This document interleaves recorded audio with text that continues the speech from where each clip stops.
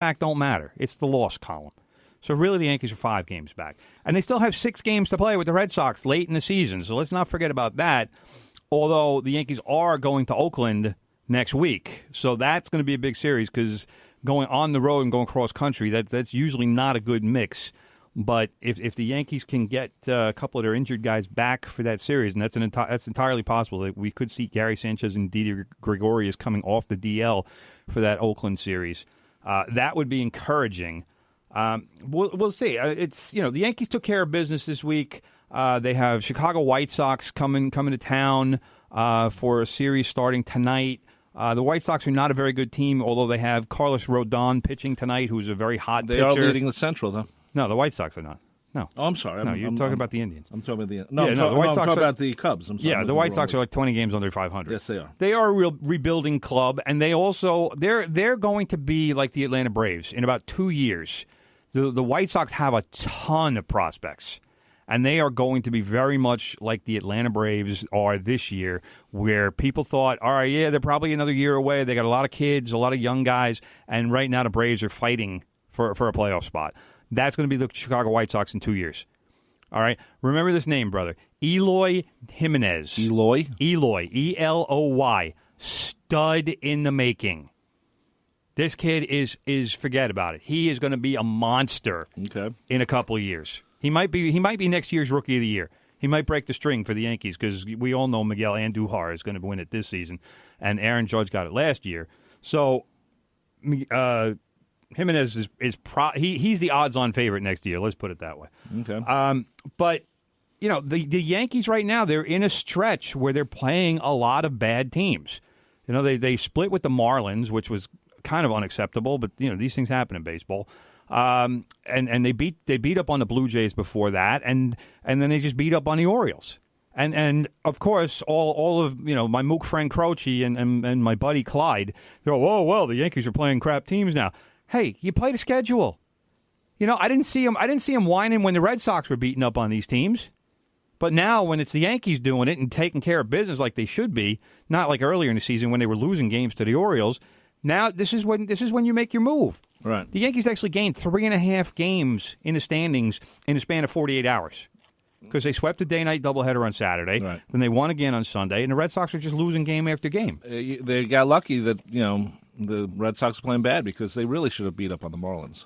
Let's be honest. Well, no, the Red Sox were playing. What do you mean? The Yankees should have beat up on the Marlins or the Red Sox? The Red Sox played Tampa Bay. Oh, I'm sorry. What am I Different Florida team. Oh, okay. But the Yankees played the Marlins a few days ago. That's what I'm thinking. Because what's his name? Stanton's still trying to hit his 300th home run. He's starting to press it a little bit like A-Rod did when he was trying to hit number 600. So I'm getting a little worried about that because he was carrying the team. Although I got no complaints right now because the Yankees are 8-1 in their last 9, like I said. So a lot of stuff going right. J.A. Happ is one of those things going right. This guy won all of his 5 starts since he came over in the deadline trade, proving once again that Brian Cashman is a genius. I know a lot of Yankee fans are down on Cashman. I'll tell you what, every trade that he made at the deadline has worked. J. Happ has been fantastic. He's given the Yankees professional starts every time he's going out. 6 innings, 2 runs, thank you very much, let's take another win home. And a trade that Cashman made where he gave up nothing and got a first baseman by the name of Luke Voit. Nobody knew who this kid was. The Cardinals were kind of going up and down with him from majors to minors. He wasn't getting many at-bats. I'll tell you what, this kid's going to take at-bats away from Greg Bird because he's crushing the ball.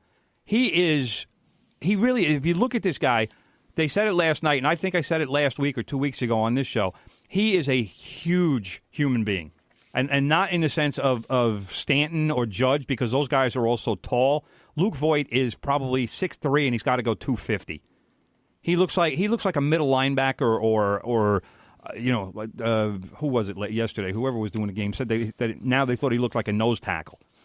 That's a big guy, a nose tackle. That's a 290 kind of guy. But that he's wide. He's hit 3 home runs in the last 3 days. 2 of them to right center field. So he's going oppo. That's the new word these days. Oppo. Oppo? Yeah, not opposite field, just oppo. I don't like that. Well, that's what all the cool kids are saying. So, but like I said, Cashman got the guy for nothing. And now, because Greg Bird continues to struggle, Greg Bird is hitting 115 in the month of August. That's terrible. And I'm a big Greg Bird fan. I hope that Greg Bird does well. I've been in his corner all season. But if you're hitting 115 in the month of August, you need to lose at bats. Because now we're getting close to the postseason. We need that stretch run. You can't be carrying Greg Bird hitting 115. You just can't. You need those at bats. So if Luke Voit can give the Yankees a few games, and especially when they're facing left-handed pitchers like they are tonight with Carlos Rodon, get him out there. Let him take some hacks, and let's see what he can do. But right now, I'll gladly make that sacrifice. I can't sit here and justify sending Greg Bird out game after game if all he's going to do is give you an offer. And strikeouts and not get any hits. I mean, you need a guy who's at least going to get singles. And the one problem that I'm having with Greg Bird, they shift like crazy for this kid. He can't hit to left field. He's incapable of it. And that's all he's got to do. If he could use the left side of the field, he'd be batting 300. The question is, at this point, if you're given that radical a shift, shouldn't you start focusing on going opposite field? You should. Oppo, exactly. Good call, brother. But that is what, I mean, to me, if Greg Bird, first of all, he does everything is pull, and that's why they're shifting him so much. But it's pull home run. It's not even pull. It's barely pull base hit, but it's pull home run. And so if you're an all or nothing kind of hitter, that's not going to work. Draw some walks, hit to the opposite field, slap some singles, get on base, start feeling good about yourself again, and get your groove back on your swing. But all he's doing is going up there and flailing away at the ball, and he just looks completely lost. You can't do that. No, I agree. And the Yankees, as much patience as they've shown with Bird, at some point you have to, and that's why I have to assume that's why Cashman made the trade, just in case kind of a thing, because the Yankees didn't have another first baseman. They had Neil Walker, who could play first base in a pinch, or at that point they had Tyler Austin, who could play first base, but they traded Tyler Austin at the deadline. So now you got a guy who is a power hitter. He can hit a little bit. So let's give him a shot and see what he can do. Young guy, change of scenery. It's helped. It certainly helped him out. We're going to take a break right now. You're listening to From the Press Box right here on 90.3 WHPC. Also, excuse me. Whoa, what's going on there, brother? I don't know. Heimlich? No, not yet. You good? Also on the iHeartRadio app, of course, it all starts at nccradio.org. Check out all the great programming we have at this station because we got some really good stuff. So check it out there, nccradio.org. We'll be back to talk about the Mets right after this. Give us a call, 516-572-7440. Oh, I love that. What are you doing? Oh, I'm just on Facebook. What are you liking? I don't even know. I'm just mindlessly hitting because, well, I just don't know. At least like something that's worth actually liking. Like what? Like the new 90.3 WHPC page on Facebook. Oh, I like that. Search for 90.3 WHPC on Facebook and join the conversation happening right now on the voice of Nassau Community College. Yes, like 90.3 WHPC on Facebook. I do like that. As I was saying, like 90.3 WHPC on Facebook. From the voice of Nassau Community College, 90.3 WHPC. A Super Bowl champion, U.S. Congressman, publisher of Long Island Business News, award-winning authors, physical fitness life coach, and celebrities like Billy Crystal and Eddie Murphy? I had no idea so many awesome people got their start at Nassau Community College. Well, they're always saying that NCC is where success stories begin. With people like that as graduates, it must be true. Hello, I'm Dr. Linda Nadian. And I'm Aurora Workman, the president of Nassau Community College Alumni Association. Together, we're the hosts of Lion Tales, a show that highlights proud graduates of Nassau Community College. Join us each week when distinguished alumni stop by to share stories, laugh a little, and remind us what things were like when they were students at Nassau Community College. My fabulous friend Linda and I will also share the latest alumni news and updates, so tune in Tuesdays at 4 p.m. to the voice of Nassau Community College, 90.3 WHPC, or listen online with the iHeartRadio app.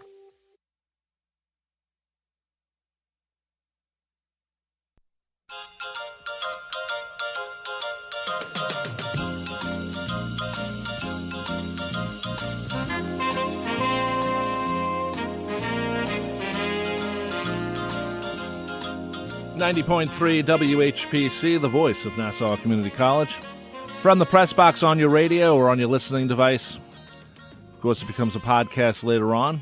But if you're listening as a podcast, you already know that.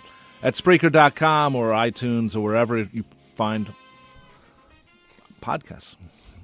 So, I'm Rob Leonard. He's Tim Leonard. If you have a comment or question, give us a call, 516-572-7440. Let's talk about the Mets, brother. They're only 15 games out from first place. Is that all? That's all, man. Solidly in fourth. But you know what? They're not playing bad. That's the weird part. They're getting playing. good pitching. That's what it is. Yeah, it is. Even Jason Vargas gave him a good start. His first of the season. It's only the end of August. Well, you can't have everything. Well, something would have been nice. Something it would have been something under a 7 ERA. Well, what can you do? Anyway, but then again, Sunday it was 1-0 after 7. Sunday, what a disaster Sunday was. It's like, wow, what happened there? You know what the problem is, or part of the problem? Yes. The Mets bullpen not only is the problem, because obviously it has been for pretty much all the season. There were two guys who came in on Sunday. I didn't know either one of their names. I don't know where these guys came from. So, 1-0 game. Steven Matz, in a pitching duel, pitched 7 really solid innings, and good for him because that hasn't happened so often this season. And I root for Steven Matz because he's a Long Island guy. But Steven Matz leaves the game. He's trailing 1-0. So he's not going to get the win, but again, respectable, very, very solid performance. And what happens, like I said, 7-0 or 1-0 after 7, and the Mets lose 15-0. How does that happen? 8 runs in the 8th, 6 runs in the 9th. That's absurd. It shouldn't happen in that point. That is absolutely absurd. To have a 1-0 game in the 7th and you wind up with a 15-0 loss. And don't forget, this is the same Nationals team that scored 25 runs on the Mets a couple weeks ago. Right. Unbelievable. I mean, it's I don't know how the Mets starters deal with having such a good collection of arms in the rotation and such an atrocious collection of arms in the bullpen. How do you? I know you're a big proponent of the complete game. I do like, and you don't care about pitch counts. No, I don't. Well, you should, but you don't. But the only time I care about pitch counts if it gets like 150 or something, no, 120. Wait, 115, 120 is probably the max. So, by the way, Leonard Saladino says hello on the Facebook Live. Hello, Lenny. Yeah. So, but Steven Matz puts in a quality performance. The Mets should win that game. When your starter gives up 1 run over 7, you should win that game. And instead, like I said, 15-0 loss. How does that happen? Like I said before, Jason Vargas actually gave the Mets a good start on that was Friday. And then my guy Zach Wheeler. When did he become your guy? He was a Schwami back in the day. After the Mets traded, when the Mets made the trade for him to the Giants when they sent Beltran, right, and they got him back, he was already a Schwami. So I've known Schwamis are Timmy's rotisserie. I've known about Zach Wheeler for a long time. In fact, I told my editor back then. I was telling him when they called in and he said, "Oh, the Mets made a trade," and I'm like, "Oh, who'd they get?" And he goes, "Oh, some guy named Wheeler from the Giants." And I was like, "Are you serious?" And he goes, "Why? You know the guy?" I said, "I know everything. What do you want to know?" And he goes, "Are you serious?" And I said, "I could write a story about him if you need me to." He goes, "I'll get back to you, just in case, but you might have to." And I'm like, "I can." No, we wound up not doing it. But Zach Wheeler has finally gotten through his injuries, and I checked this out last night because I actually picked him up on waivers this year in my league. Because he wasn't even drafted. That's how little people thought of him. Was they wouldn't even bid 1 unit on him. Zach Wheeler has won 7 of his last 8 starts. And he's got 1 no decision. So in his last 8 starts, he's 7-0. All right, he has allowed 10 runs in 54 2/3 innings. That is a 1.64 ERA. So in his last 8 starts, the wins aside, he's been Jacob deGrom. The wins aside, of course, since Jacob deGrom, I think, might have 7 wins all season. Or does he have 8? I don't know. But